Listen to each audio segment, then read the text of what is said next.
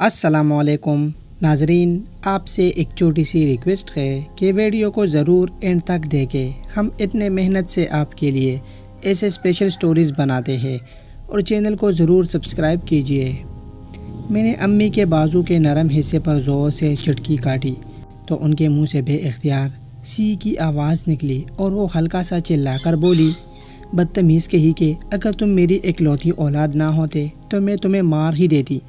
ان کی آواز میں پیار اور شکوہ دونوں تھے۔ میں نے مسکراتے ہوئے انہیں کہا، امی ایک بار ہی تو کہہ رہا ہوں گود میں بیٹھنے کے لیے، کون سا روز روز کے لیے کہہ رہا ہوں کہ روز بیٹھنا ہے میری گود میں۔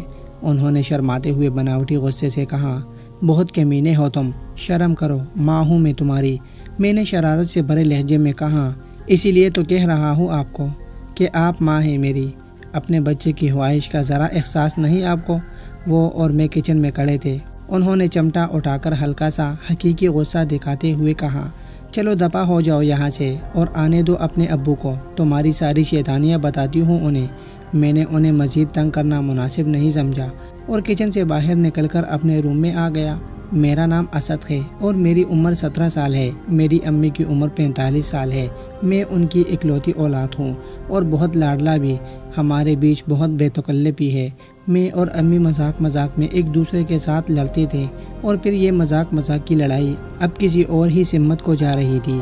میں نے روم کا دروازہ لاک کیا اور اپنے لیپ ٹاپ پر ریڈ فلم لگا لی جس میں بیٹا اپنی ماں کے ساتھ ٹورنامنٹ کر رہا ہوتا ہے۔ میں نے ٹراؤزر سے اپنے لوہے کی طرح سخت ہوا طوطا باہر نکالا اور امی کا سوچ کر ہاتھ چلانے لگا۔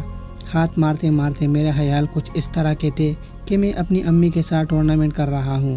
مزے سے میرا برا حال ہونے لگا۔ ابھی میں ہاتھ ہی مار رہا تھا کہ باہر سے میری روم کا دروازہ کھولنے کی کوشش کی گئی۔ میں نے جلدی سے لیپ ٹاپ بند کیا اور طوطے کو لباس میں ڈالتے ہوئے روم کا دروازہ جا کر کھولا۔ آگے امی کھڑی تھی۔ انہوں نے مجھے دیکھتے ہوئے کہا، تمہارا منہ کیوں سرخ ہوا ہے؟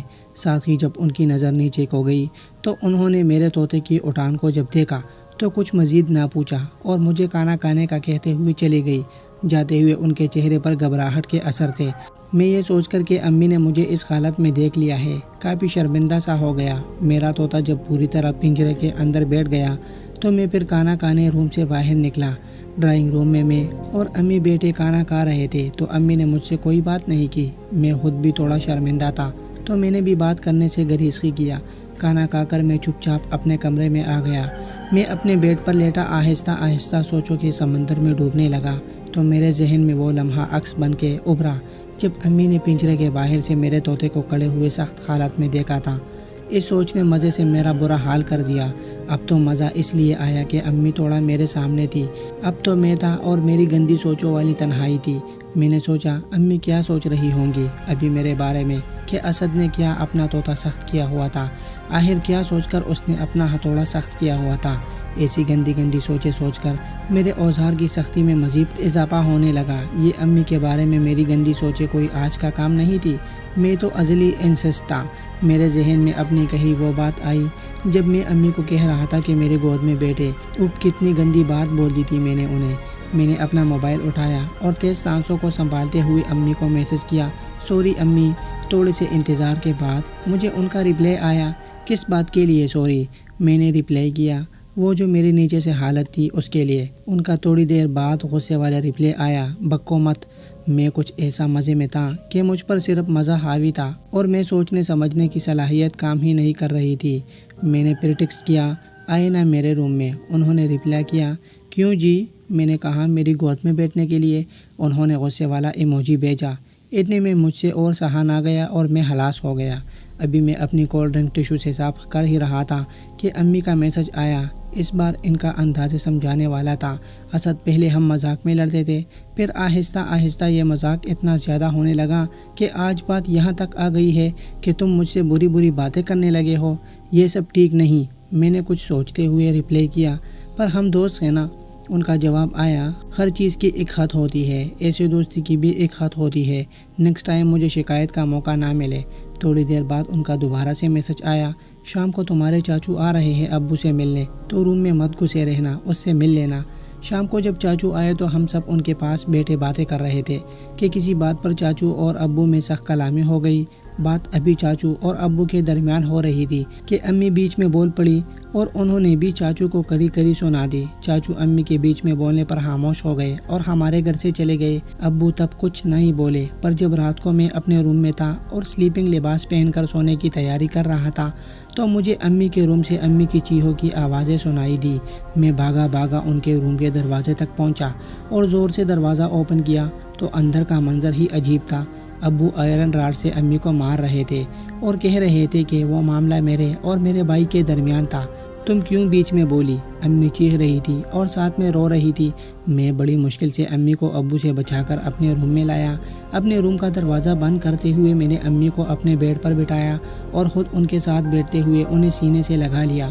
امی ابھی بھی ہچکیاں لے کر رو رہی تھی، ان کے آنسو تھے کہ تھمنے کا نام ہی نہیں لے رہے تھے۔ میں نے ان کے بالوں میں ہاتھ پھیرتے ہوئے کہا، بس امی چپ کر جائے پلیز۔ میں نے بڑی مشکل سے انہیں چپ کروایا اور انہیں اپنے بیڈ پر لٹا دیا۔ میں نے روم کی لائٹ آف کی اور 0 پاور کا بلب آن کرتے ہوئے امی کے ساتھ آ کر بیڈ پر لیٹ گیا۔ ابھی بھی تھوڑی دیر بعد امی کی ہچکیوں کی آواز میرے کانوں سے ٹکراتی۔ میں نے اپنا ایک ہاتھ ان کے سر پر رکھ دیا اور انگلیوں سے ان کے بال سے ہلانے لگا۔ ایسے ہی پتہ نہ چلا اور مجھے نیند آ گئی اور میں سو گیا۔ دیر رات مجھے امی نے جھنجھوڑ کر اٹھایا۔ میں اٹھ کر بیڈ پر بیٹھ گیا اور سوالیہ انداز میں انہیں دیکھنے لگا۔ انہوں نے میری ایک کھلی سی ٹی شرٹ اور کھلا سا ٹراؤزر پہن رکھا تھا اور ان کے ہاتھ میں آئل کی بوتل تھی۔ انہوں نے کہا، پلیز میری کمر اور ٹانگوں پر آئل کی مالش کر دو، بہت درد ہو رہا ہے۔ یہ کہہ کر انہوں نے بوتل مجھے دی اور وہ بیڈ کی دوسری طرف آئی اور الٹی ہو کر بیڈ پر لیٹ گئی۔ میں گھٹنوں کے بل ان کے پاس بیڈ پر بیٹھ گیا۔ پہلے میں نے کمر پر سے تھوڑا سا شرٹ کو اوپر کیا۔ ان کے سفید جسم پر آئرن راڈ لگنے کی وجہ سے ریڈ نشان بنے ہوئے تھے، جنہیں دیکھ کر میری آنکھوں میں آنسو آ گئے۔ میں نے تھوڑا سا آئل لیا اور اسے دونوں ہاتھوں پر لگا کر آہستہ آہستہ ان کی کمر کی مالش شروع کر دی۔ میرے ہاتھوں نے جو ہی ان کی کمر کو چھوا تو ان کی درد سے سسکی سی نکل گئی۔ ان کی آنکھوں میں آنسو لیے میں نے غصے سے کہا، ابو بہت برے ہیں۔ امی نے ایک لمحے سے بھی کم وقت میں جواب دیا، ایسا نہیں کہتے، وہ تمہارے ابو ہیں، خبردار ان کے بارے میں کچھ غلط کہا۔ میں پھر خاموش ہو گیا۔ ان کی کمر کی مالش کے بعد میں ان کے پاؤں والی سائڈ پر آ کر بیٹھ گیا اور ان کے ٹراؤزر کو گھٹنوں تک اوپر کر دیا۔ ان کی سفید ٹانگوں پر بھی ریڈ نشان جگہ جگہ تھے۔ میں نے ہلکے ہاتھوں سے ان کی ٹانگوں کی بھی مالش شروع کر دی۔ اب کی بار بھی ان کی درد سے بڑی سسکیاں بلند ہوئی۔ کافی دیر میں یوں ہی ان کی ٹانگوں کی مالش کرتا رہا تو انہوں نے مجھے کہا، پلیز تھوڑا رانوں پر بھی مالش کر دو، بہت درد ہے وہاں بھی۔ میں نے اس کھلے سے ٹراؤزر کو ان کی رانوں سے بھی اور اوپر کر دیا۔ میں نے اپنے دونوں ہاتھ پہ آئل لگا کر ان کی رانوں پر رکھے اور نیچے سے اوپر یعنی رانوں تک ان کی مالش کرنے لگا۔ ایسے مالش کرتے کرتے میں ان کی رانوں کو دیکھی جا رہا تھا کہ مجھے ان کی نرم بری رانوں کو مالش کرنے میں مزہ آنے لگا اور اس مزے کی حالت میں میرا طوطا سخت ہونے لگا۔ مزہ آہستہ آہستہ ایسے مجھ پر سوار ہونے لگا کہ میں نے اپنے ہاتھوں کو رانوں سے تھوڑا اوپر کی جانب بڑھانا شروع کر دیا۔ پھر آہستہ آہستہ میرے دونوں ہاتھ پورے کے پورے امی کے پیچھے پر مالش کرنے لگے۔ درد میں ڈوبی سسکیاں سی نکلی ان کے منہ سے، شاید پیچھے پر بھی انہیں آئرن راڈ سے ابو نے مارا تھا۔ اچانک امی بولی، بیٹا بس کر دو اب۔ میں مزے میں ڈوبا بولا، کرنے دینا مالش امی، آرام ملے گا آپ کو۔ پھر وہ خاموش ہو گئی۔ میں اپنے مضبوط ہاتھوں سے ان کی نرم اوزار کی مالش کرتا رہا اور پھر میں نے آہستہ آہستہ سے مالش کرتے ہوئے اپنے انگوٹھوں کو ان کی اوزار کی دراڑ میں ڈالا۔ امی نے لیٹے لیٹے اپنی اوزار ہلکی سے ہلائی۔ میرا طوطا خوشی سے پگھلا گیا۔ ایک آوارہ پن اور دیوانگی سے مجھ پر طاری ہو چکی تھی۔ اب امی کمر سے لے کر پاؤں تک میرے سامنے ننگی تھی۔ میں نے ان کی باری برکم اوزار کو آگے جھک کر چومنا شروع کیا اور اتنے میں وہ بولی، اسد مت کرو ایسے، آج تمہیں سمجھایا بھی تھا۔ ان کی آواز لذت میں ڈوبی سی محسوس ہوئی تھی۔ میں نے پیچھے ہوتے ہوئے اپنا لباس اتاری اور ننگا ہو کر میں نے آگے بڑھ کر اپنی سائیڈ کا سرہانہ اٹھا کر امی کے پیٹ کے نیچے ایڈجسٹ کیا اور ہلکا سا دھکا دیا تو آدھا اندر گیا۔ بے اختیار امی کے منہ سے نکلا، ہائے اسد کیا کر رہے ہو پاگل۔ میرے منہ سے بھی سرور میں ڈوبی آوازیں نکلنے لگی اور پھر میں نے دوسرا دھکا مارا جس سے میرا طوطا امی کی بلی میں تھوڑا اور اندر تک چلا گیا۔ امی کے منہ سے پھر لذت سے بڑے لفظ نکلے، بس کر دو بیٹا۔ پر اب بس کرنے کا وقت ہی کہاں رہا تھا میرے پاس۔ میں نے اب اپنے لوہے کی راڈ کی طرح سخت ہوئے طوطے کو امی کی بلی میں اندر باہر سٹارٹ کر دیا۔ اب کچھ دیر کرنے کے بعد میں ہلاس ہو کر امی کے اوپر گر گیا اور تیز تیز سانسیں لیتے ہوئے بولا، امی ابو کو کہے کہ وہ روز آپ کو مارا کرے، میری یہ بات سن کر وہ منہ پیچھے موڑ کر اور مجھے دیکھ کر مسکرانے لگی اور مجھے کہا چل ٹھیک ہے اب آجا دونوں نہاتے ہیں ایک ساتھ۔ اور جب ہم دونوں واش روم گئے پانی کی آوازیں باہر ڈرائنگ روم میں لیٹے پاپا کو اٹھا گئے۔ جب وہ چپ چپ کر اندر آیا اور ہم دونوں کو ایک ساتھ نہاتے دیکھا غصے سے دوچار ہو گیا اور باہر جا کر ایک بار پھر وہ لوہے والا راڈ لے کر آیا۔ اس بار امی کو کم اور مجھے زیادہ مارنے لگا۔